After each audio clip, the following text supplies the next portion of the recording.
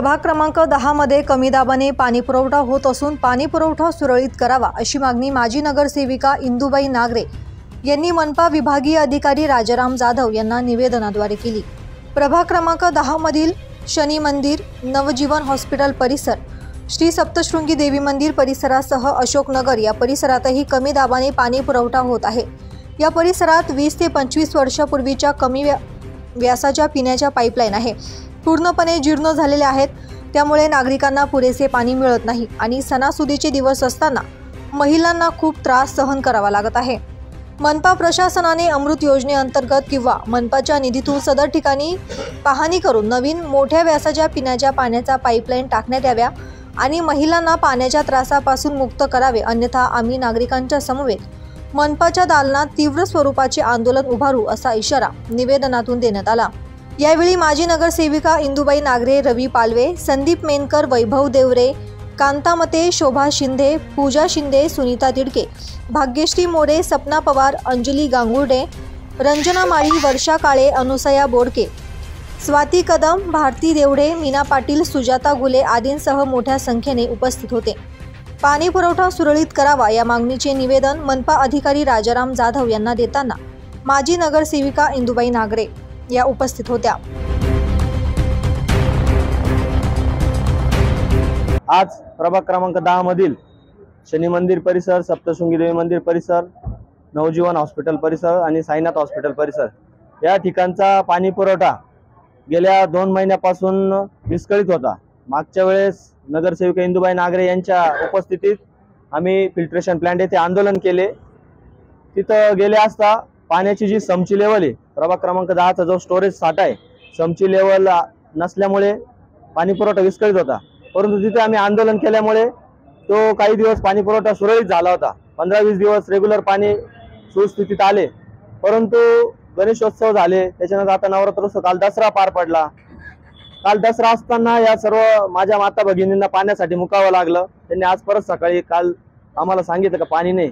आज आम्ही ताबडतोब महानगरपालिकेच्या अधिकारी, विभागीय अधिकारी यांना निवेदन दिलेलं आहे का या महिलांना वारंवार त्रासाला सामोरे जावं लागते, महिलांची मोठी अडचण होते।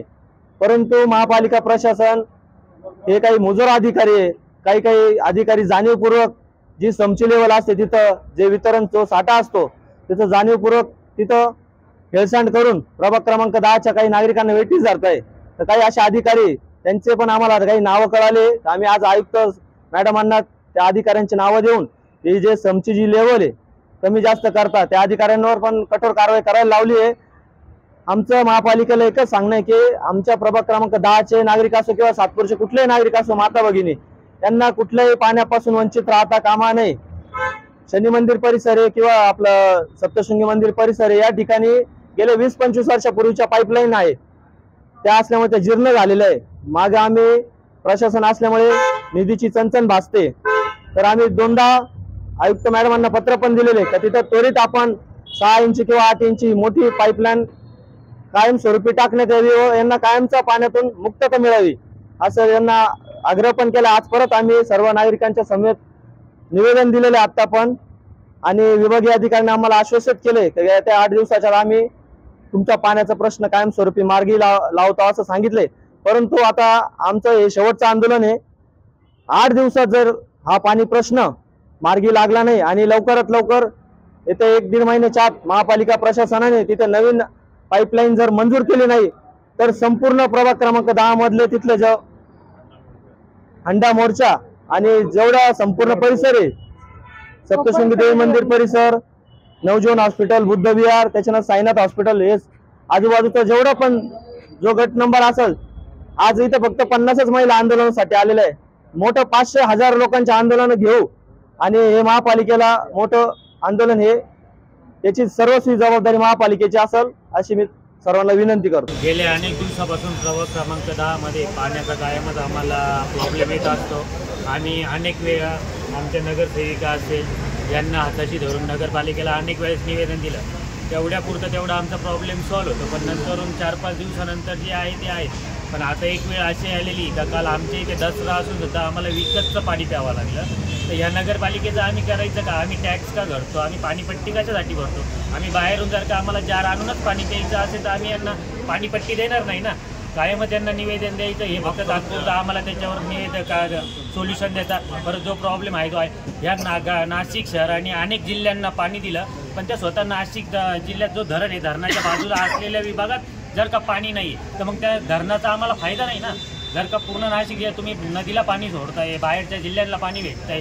आता आमचा चौक जो आहे, आमचा चौक सोडून बाकीच्या चौकांमध्ये आता काही ठिकाणं असे का तिथं 2-2 टाईम पाणी येतं, पण आम्हाला 1 टाईम पाणी येतं. 9 ते आमचा 1 वाजेचा पाण्याचा टाईम आहे.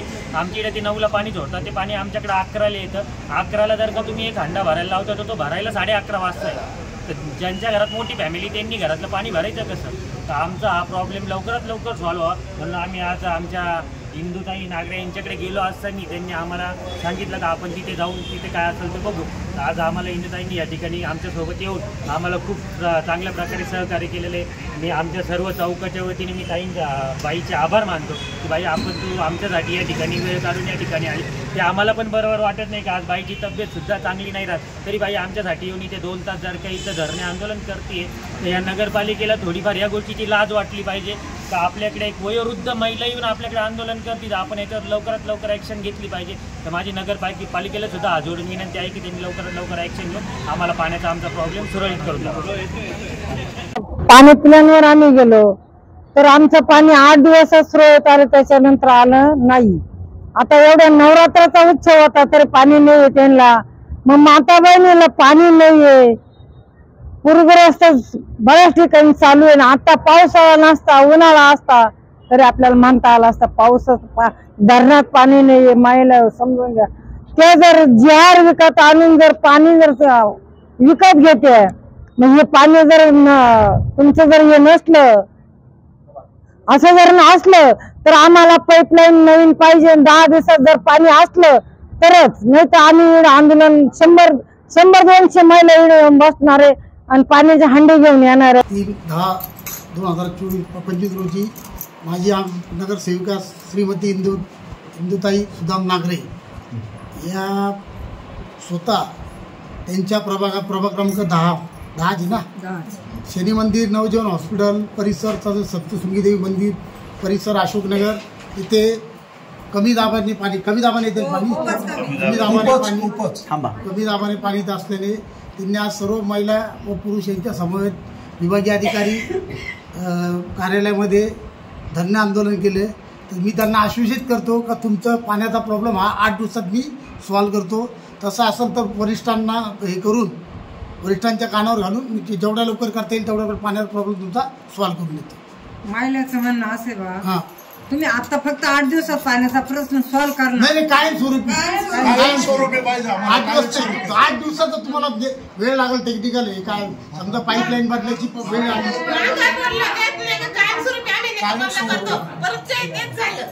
त्यावेळेस कोण अधिकारी होते ताई माहिती का? हो सर, मागील 2-3 महिन्यापूर्वी हे संपूर्ण नगरसेवक फिल्टरेशन प्लांटवर गेले होते. तिथं गेल्यानंतर त्यांनी पाण्याची पातळी पाहिली आणि नंतर 8 दिवस सुरळीत पाणी राहिलं. त्या 8 दिवस राहिल्यानंतर पुन्हा असा प्रॉब्लेम येण्याचं कारण काय? नाही, मी तिथं प्रत्यक्ष व्हिजिट मारतो.